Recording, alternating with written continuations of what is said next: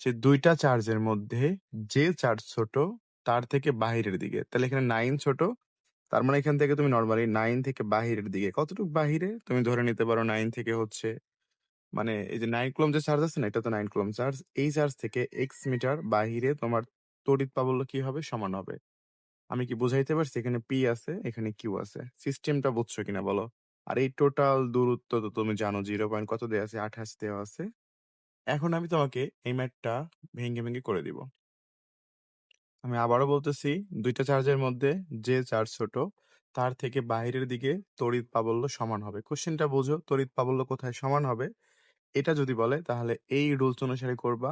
শূন্যটা আগে বুঝাইছি এবং সামনে আরো বোঝাবো, সমস্যা নাই। ওকে, চলো এবার আমি এটাকে সুন্দর করে সলভ করে দিচ্ছি। স্টেপ বাই স্টেপ একদম লিখে দিচ্ছি। তো তুমি জাস্ট এবার লিখবা যে পি থেকে বাহিরে, পি থেকে, এটা হচ্ছে পি থেকে বাহিরে, দেখো পি থেকে বাহিরে এক্স দূরত্বে কতটুক দূরত্ব দেখো তো পি থেকে বাহিরের দিকে, এবং সেটা কতটুক দূরত্বে ভাইয়া? সেটা হচ্ছে এক্স দূরত্বে। তো আমরা জাস্ট বলবো যে পি থেকে বাহিরে এক্স দূরত্বে প্রাবল্যের মান সমান হবে, শূন্য হবে। এটা শূন্য না, সমান হবে প্রাবল্যের এখানে মান সমান হবে। তো এখানে মান চাইছে, জাস্ট আমরা মানের কথাই বলবো, মান সমান হবে, যেটাকে অনেক সময় দিকও বলে, বুঝছো? দিক কোথায় সমান হবে যদি বলে, ওই সেম কাহিনী। দিক যদিও বলে সেটাও তোমার সেম ভাবে, ছোট চার্জ থেকে বাইরের দিকে কি হবে? মান এবং দিক দুইটাই সমান হবে। ওকে, চলো এবার আমরা এখানে শর্তটা অ্যাপ্লাই করি। তো এখান থেকে তুমি যেহেতু তড়িৎ প্রাবল্য বলছে, ফার্স্টে আমি এখন দেখো যে হচ্ছে ইপিটা বের করব। ইপি, ইপিটা কি হবে বলো তো? তো এখানে সূত্র নরমালি সি হবে ইন্টু কিউ ডিভাইডেড কি হয় বলতো? আর স্কোয়ার বা ডি স্কোয়ার বলতে পারো। ওকে, তো আমি পি থেকে ধরছি, ফার্স্টে দেখো আমি ইপি বের করতেছি, তাহলে পি থেকে যে তড়িৎ প্রাবল্য সেটা বের করব। তাহলে পি থেকে তুমি সি ইন্টু কিউ লিখছো, এখন ডিভাইডেড নিচে হচ্ছে দূরত্ব। দেখো সি গুণন কিউ হবে সূত্র অনুসারে, আর নিচে কত বসবে? দূরত্ব। এখন বলো তো ভাইয়া, এই যে পি থেকে কত দূরত্ব বাহিরে আছে? পি থেকে সে কতটুক দূরে আছে? দেখো তো, পি থেকে সে কতটুক দূরে আছে? এক্স দূরে আছে। তাহলে এখানে কি লিখবো? দূরত্বের উপর স্কোয়ার, নিচে সূত্র অনুসারে হয় আর স্কোয়ার। তো আমি এখানে একবারে বসাই দিলাম এক্স স্কোয়ার। রাগ করিও না, বুঝছো? আমি একবারে বসাই দিছি মান। ঠিক আছে, এখন তুমি এখানে একটু লিখে দিবা দিক কোন দিকে, যে লিখে দিবা পি টু কিউ। পি থেকে কোন দিকে যাচ্ছে? আমি এটার নাম দিচ্ছি, ধরো ও দিলাম। এই যে যে বিন্দুতে সমান হবে সেই বিন্দুর নাম দিলাম ও। তাহলে এখন তুমি লিখে দিবা পি টু ও। পি টু ও মানে পি থেকে ও এর দিকে। ঠিক আছে, পি টু ও, বুঝছো? পি টু ও মানে পি থেকে কোন দিকে? পি থেকে ও এর দিকে তড়িৎ প্রাবল্য সমান হবে। আমরা পি এর ক্ষেত্রে লিখছি, এবার সেম ভাবে তুমি কিউ এর ক্ষেত্রে লিখবা ই কিউ। তাহলে ই কিউ সমান সমান তুমি সি লিখবা ইন্টু উপরে তুমি কিন্তু কিউ লিখবা, বুঝছো ভাইয়া?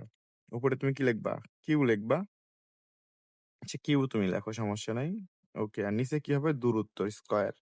তো দূরত্ব কত হবে বলো তো?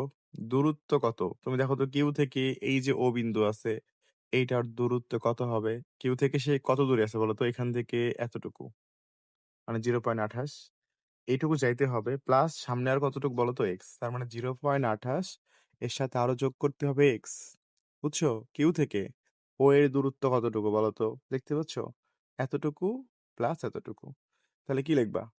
0.28 এর সাথে কি করে দিবা? যোগ করে দিবা এক্স। এরপর কি হবে বলতো? স্কোয়ার হবে। এটার দিক কোন দিকে? Q two. এটাও দেখো কিউ থেকে কোন দিকে গেছে বলতো? কিউ থেকে কার দিকে গেছে? ও এর দিকে গেছে। তো এখানে দিক লিখে দেবা কিউ টু ও। তুমি বাংলা দিয়ে লিখতে পারো কিউ থেকে ও এর দিকে গেছে, পি থেকে ও এর দিকে গেছে, এভাবে সুন্দর করে লিখতে পারো। এখন শর্ত লিখবা, বুঝছো? শর্ত মতে হচ্ছে, তো শর্ত মতে এটা বাইরের দিকে কি হবে বলে, যেহেতু বলে দিচ্ছে সমান হবে, তাই না? সমান হইলে পরে কি লিখতে পারি বলো তোমরা? এখান থেকে লিখতে পারি হচ্ছে ইপি সমান কি লিখতে পারি বলো তো? ই কিউ লিখতে পারি, যেহেতু সমান কথাটা বলাই আছে, তাই না? তো এখন তুমি নর্মালি চিন্তা করবা, এই ইপি আর ইকিউ যদি আমি লিখি ভাইয়া, উভয় দিক থেকে এমনিতে আমার অটোমেটিক যেটা হবে, এখানে সি আছে এখানে সি আছে, দুইটা সি সি কিন্তু কাটা যাবে।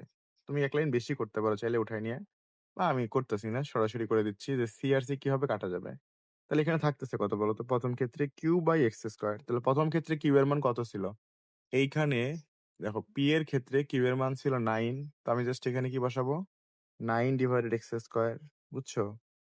আর কিউ এর ক্ষেত্রে মান কত ছিল বলো তো? কিউ এর ক্ষেত্রে তোমার হচ্ছে, কিউ এর ক্ষেত্রে আধানের মান ছিল ১৬ বা 16, 16 ডিভাইডেড কি হবে? দূরত্ব কতটুক ছিল? 0.28 প্লাস এক্স স্কয়ার। এই তো তোমার কনসেপ্ট। এখন তুমি ম্যাথটা আরামসে করতে পারবা। যেটা করতে পারবা তুমি এক্স স্কয়ার গুলো একদিকে নিবা, সংখ্যাগুলো একদিকে নিবা। তোমাকে আমি আগে যেভাবে শিখাইছি সেম ভাবে করাইতেছি। ধরো এক্স স্কয়ারের নিচে আমি এক্স স্কয়ারের নিচে এটাকে লিখতেছি। এভাবে তুমি লিখতে পারো। 0.28 প্লাস এক্স এর পুরো হোল স্কয়ার। তাহলে সেম ভাবে যেহেতু এক্স স্কয়ারের নিচে আমি এক্স স্কয়ারের সঙ্গে যেহেতু এটাকে ভাগ করছি, তাহলে সেম ভাবে ৯ এর সঙ্গে ১৬ কে ভাগ করতে হবে। তাহলে কি লিখবা? ৯ ভাগ ১৬ লিখবা। বুঝছো? আশা করি বুঝছো। এখন তুমি যেটা করবা, যেহেতু ২ টার উপরেই স্কয়ার আছে, তাহলে তুমি কি করবে? এটাকে জাস্ট সুন্দর করে হোল স্কয়ারের আকারে লিখবা। 0.28 প্লাস এক্স একবারে কি দিবা? হোল স্কয়ার দিবা। তারপরে কি হবে? 9 এখানে তোমার দেখো 9 ডিভাইডেড 16 আছে, 16 ই লিখবা। এরপরে দেখো বা x divided 0.28 plus x equal to স্কয়ারটাকে যদি উঠায় দিই তাহলে এদিকে রুট হয়ে যাবে। তুমি রুট করে দিবা। 9 ডিভাইডেড 16 আমি তোমাদের জন্য দেখো একদমই ভেঙে, ভেঙে লিখতেছি। যেন তোমরা সবাই বুঝতে পারো সহজে, বুঝছো? ওকে। এখন এদিকে তুমি যা আছে লেখো। কোনো প্যারা নিও না। সুন্দর করে লেখো। কি আছে বলো তো? x এর নিচে আছে কত বলো তো? 0.28 প্লাস এক্স ইকুয়াল টু এখন √9 দেখো √9 মানে কত হবে? 3 হবে। আর √16 মানে কত হবে? তুমি রুটের উপর 16 করলে কত? 16 এর উপরে যদি রুট করো তাহলে 4 হবে। এতটুকু তোমরা আশা করি জানো। তো এখান থেকে আমাদেরকে বাকি ম্যাথটা সলভ করতে হবে। বাকি ম্যাথটা আছে সলভ করতে যেতে হবে। তো আমি তোমাদেরকে সলভ করে দিই। তো এখানে তুমি কি করবা? নরমাল ভাবে গুণ করে দিবে যে 4x হবে। এদিকে গুণ করলে 4x ইকুয়াল টু তোমার যেটা হবে 0.28 টা যদি গুণ করো কত হবে? আচ্ছা এটাকে একটু গুণ করে দেখতে হবে কত হয়। একটু ওয়েট করো।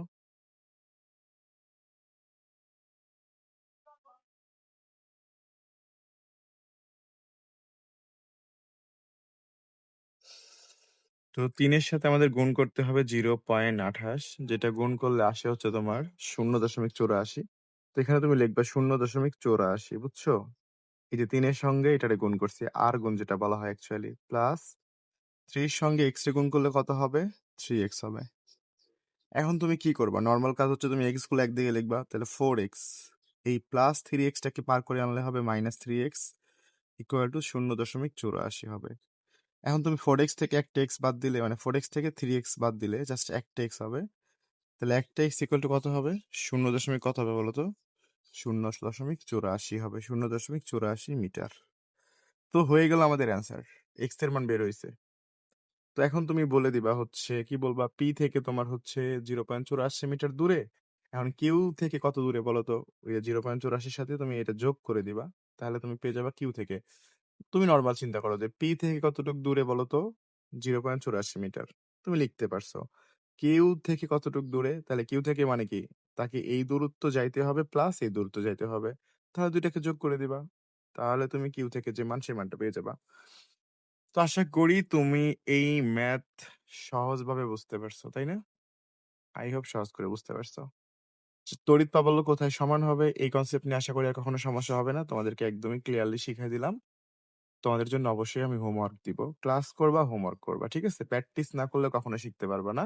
আর প্র্যাকটিস করতে গিয়ে ভুল করলে আমি আবার তোমাকে সাপোর্ট দিব। জাস্ট এভাবে পড়ো, দেখবা দিন শেষে তুমি সফল হইছো।